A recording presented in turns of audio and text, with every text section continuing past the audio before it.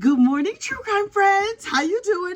Okay, so look, we have a new case today. It is the state of Florida versus Laurie Shaver. Honey, this case is 100 kinds of crazy. I'm going to give you a brief overview, and then we're going to get into a little bit of the court case started yesterday. I'm so excited. Okay, but you know what you need to do? Please first like this video and subscribe to the channel. It helps other people find us. Okay, so look, Laurie Shaver down there in Florida, right? She's from New York originally, and she married Michael, her husband, right after they got out of high school. They had a couple kids, and then she was basically dropping it low and spreading it wide with everybody in the town. And so he was like, girl, you're gonna need to stop, giving up your goodies to everybody in town. And she's like, I mean, what you want from me? I'm super cute. And he was like, okay, I know what's gonna fix this. We're gonna move to Florida, where people, in my mind, just wear swimsuits all day, and I'm sure that'll help you be a faithful wife. And she was like, that's a good idea. Let's go to Florida. So they went to Florida, where all the crazy people go. And so they're down there in Florida,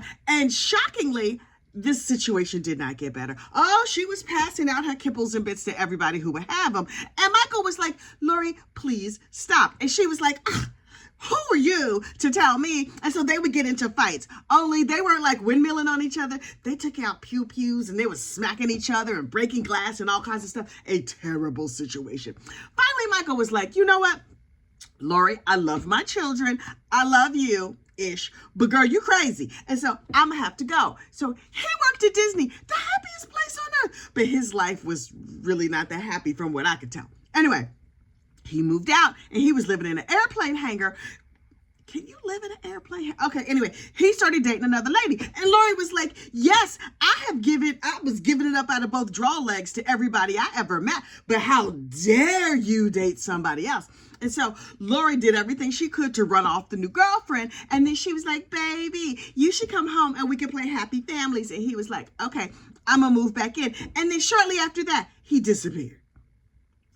And by disappeared, I mean off this mortal plane. But nobody knew that, right? So randomly, one day in November 2015, he just sent a text message to his boss, and it's like, yeah, I'm going to Georgia. I quit my job.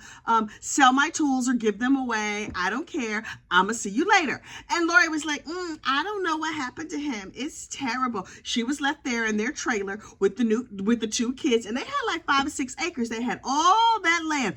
Plenty of places to bury somebody. Anyway, and before Michael disappeared, he had dug out a spot that was going to become like a duck pond. Conveniently enough, it was big enough to also become a grave. So anyway, Laurie was just like, okay, Michael is gone. So what am I going to do? Should I file a missing persons report? Should I go after him for child support? If he's no longer on this mortal plane, should I get some like social security benefit? She did none of these things. She did the only thing she could do, and that is she went back to Dayton and quickly married this other dude, Travis. And so her and Travis were like, you know what? That big duck pond that's over there in the backyard, let's pave that over and make a fire pit. So they paved it over, and they made a beautiful fire pit, and they put their initials on it, I'm sure with a heart in the middle. Also, Mr. Travis, if your new girlfriend come wife, if her husband recently disappeared, was there a divorce decree involved? Okay. I guess he didn't ask that many questions. He was like, she's real cute. Everything is lovely. She's going to be my wife. I'm going to raise these kids. Everything is going to go great. And so everybody goes on with their life. And then 2 years go by. Now look, Michael's friends and family are getting like emails and stuff from him periodically, but these messages don't sound like him. And finally a coworker was like, I have not seen him in 2 years. I should do a welfare check. But you know his ex-wife is crazy, so I'm just gonna send a popo over there. So the police are like, hello, Laurie, hey girl, how you doing? Listen, where's your ex-husband? And she's like, he went to Georgia. And they were like, right. Only there were charges on his credit card. They bought lingerie from Wish. Wait. This detail of this case has totally blown my mind. Wish sells lingerie. Wish, in case you don't know, is a garbagey little company. I mean, okay, no offense to Wish, but they sell garbage, and what you think you're gonna get, like they have all these pictures on social media, right? So they're like, oh, you can get this lovely cup, and then you get the cup and the cup don't have a bottom in it. You know what I mean? Like real trash. She got lingerie from Wish. In my mind, that lingerie made her skin break out and possibly only had one leg hole. But I don't know. I just made that part up. I can feel that in my spirit. But anyway, she got all the purchases that were made on his credit card. None of them were made in person. And everything that was purchased was shipped to her trailer. Okay, girl. Suspicious much? Anyway, so the cops were like, can we look around? And she was like, of course, please enjoy yourself, look around. And they were like, oh, that's a lovely fire pit you have. There's a weird indention in it that is the size of a grave. And she was just like, well, I don't, the ground shifts out here. And they were like, can we get a cadaver dog? And she was like, please get out of my house. And so they were like, okay. And they immediately went and got a search warrant, and they came back, with the pups to sniff out the sniffer dogs, the cadaver dogs, and they got the ground penetrating radar. And as a shock to absolutely no one, they found a corpse buried under the fire pit. Now look, all the people in the community was clutching their pearls like, wait, I was just at her house 3 weeks ago having fires in the fire pit and riding three-wheelers and doing all these fun things. It was a body under the fire pit. So she was like, I can't believe that just because there's a body of my ex-husband under the fire pit, you think I did it. That's terrible. And so when they unearthed him, it had been years. So mostly they just found bones and stuff, but they found the bones wrapped in a Kohl's sheet. And apparently, according to her credit card, she shopped at Kohl's all the time. Now, ma'am, it is terrible that you have unfortunately unalived your husband, but you have also defamed Kohl's cash, and I will not stand for it. Anyway, so she gets arrested, and then she gets released while the police do all their investigation. And they're like, hey, new husband Travis, you ain't think it was nothing crazy about her? And she was like, she said a couple things that were mildly suspicious, but other than that, and the cops were like, tell us more, say more. And he was like, she said that her ex-husband was no longer on this mortal coil, and he was buried somewhere on the property. But other than that, our lives were totally normal. And the cops were like, right, okay. And he was just like, can I go back home now? Because she's gonna be mad if I'm late for dinner. And the cops were like, okay, we're going to continue to investigate, but don't go out of town. Don't go on any vacations. And she was just like, okay, that's fine. And so everybody went back to their normal lives. Now, did she go back to that property? No, because all the dead body juice was there in the soil or whatever, and the police had broke up the place. So her and her kids moved someplace else. And then for 2 or 3 years, the cops continued to investigate. So Laurie was finally like, well, I'm free. I got my hair in a real cute flip. I am going to start giving interviews because obviously they're going to charge me with this unfortunate unaliving. And women don't usually, unfortunately, unalive their husbands. And so why would anybody suspect me? Girl, certainly you are not a true crime fan. Also, when they did the autopsy, they realized that the projectile that was inserted into his brain was a 38. And Miss Laurie happened to have access to 4 38s. Okay.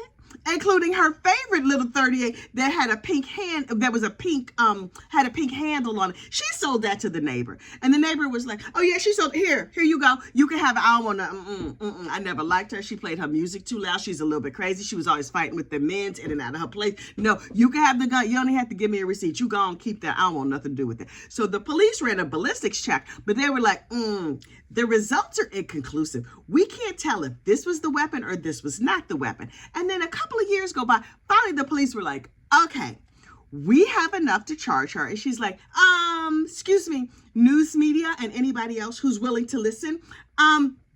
Let me explain to you what happened. See, what had happened was I was at home and me and my husband were fighting. And then my 7-year-old daughter came in carrying, my favorite pistol. And she applied lead to the back of her daddy's head. And it was terrible. And then my other boyfriend came over and he was like, oh, this is awful. He's dead like a carp on the floor. So please, you take these kids and get out of here. And I will be a big, strong gentleman. And I we'll deal with this. And she was like, okay, that sounds good, because nothing says love like covering up and unaliving together. So according to Laurie, who may not be the most reliable narrator, she and the kids left. In my mind, they went to Chuck E. Cheese. I don't know that. I just made that up. But her and the kids went to Chuck E. Cheese. And then this boyfriend dealt with the body, and she didn't know what happened.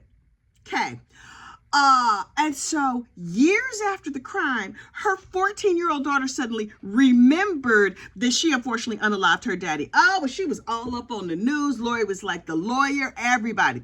The daughter did it. She's 7. She just remembered now. I'm telling you right now, it was the daughter. I had nothing to do with it. No, I have not been coaching my daughter these many years that I have lived with her and had custody of her.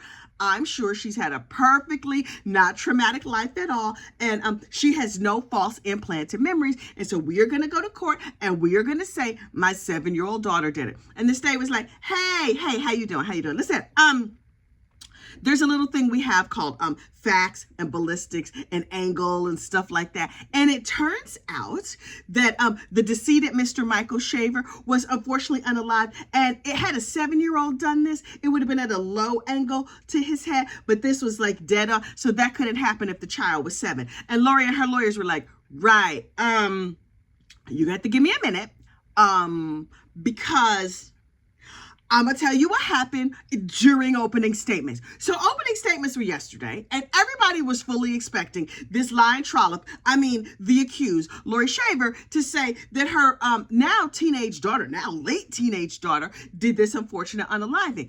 And so during the opening statements, the defense attorney was like, and she's innocent, legal things, blah, blah, blah. The boyfriend did it. Wait. For years, y'all been all on the law and crime and Facebook and on the news, and anybody who would have you to say that the 7-year-old did it. P.S.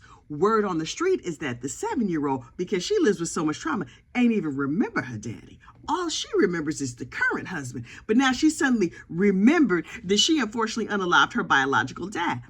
Okay. Now the story is an ex-boyfriend did it, not her lovely current husband, who I hope he runs like the wind, because sir, you are in danger. She's like, no, it was an ex-boyfriend that I was dating. See, I was dating this dude, like you do, and he was married, like boyfriends sometimes are. As an aside, Laurie girl, that's not how that's supposed to work. You're supposed to date single men and leave the married men to their wives. You see that? She missed that day in school or in morals or Sunday school or wherever they teach that at. Her mama should have taught her, but whatever. Anyway, she was like, the married dude that I was dating. Now listen, did I go on my husband's Facebook page and send that man's wife an email like, dear wife, your husband is cheating with Laurie Shaver, please divorce him, send. And the wife got the message. And well, first of all, the wife ain't even get the message, because if some stranger emails you on Facebook, you'd be like, no, just me. I'll be ignoring messages like crazy on Facebook. I'm like, oh yeah, I ain't see that. Anyway, so finally, Laurie Shaver got her act together and sent some flowers with some ridiculous poem like roses are red, violets are blue, my husband's cheating, so are you. Something like that. I don't know. Something ridiculous. But basically the message was like, on the flowers was, your husband, it's your wedding anniversary, happy anniversary, your husband is cheating, you should check your Facebook messages. And so the wife was like, let me get on here and go find all these messages I've been pretending to see that I just missed. So the wife goes on there and looks at the Facebook messages. I was like, oh, it's a whole bunch of messages here from Michael Shaver. P.S. These messages came in after Michael's death. Okay. After Michael disappeared. And they talked all about the affair. So the wife was like, husband, what is happening? And he was like, oh, for 3 hot seconds, I was dating this crazy trollop down there with the 5 acres and the fire pit. And I decided that even though her kibbles and bits were real nice, her head was also real crazy. So I'm going to stay home with you. And so the wife was like, okay, promise me that you will never date a crazy woman again. And then they pinky promised, and they got their marriage all back together. Cut 2 years later, when Laurie is charged with the unfortunate unaliving of her husband, she's like, that man who refused to leave his wife, he did it. It was him. It had nothing to do with me. Me and my precious, precious children were over there at the Chuck E. Cheese minding our business, and we think that dude did it. Laurie girl, I hate to point this out to you, but that's basically a different story than what you've been telling all these years. But now that we're here in court and we're in front of a jury, you're telling a totally different story. Okay. This is going to be real interesting. This case rolls on all week. Now, I am watching it over on the live stream at the 13th Juror Podcast with Miss Brandy Churchwell. But look, here's the twist. On Friday, I will be in charge of the live stream. Oh, yes! Brandy is down there in Florida, live in court. She wants to be eyeball to eyeball with the crazy lady, which means I get to be eyeball to eyeball with you. I will be live streaming Brandy's case on Friday. So you catch me on Friday over there at Brandy Churchwell, the 13th Juror Podcast, the 13th Juror channel. Brandy, what is your channel called, girl? Unclear. Anyway, I will be on the 13th Juror. I hope you will be there too. In the meantime, you have a great, safe day. Bye.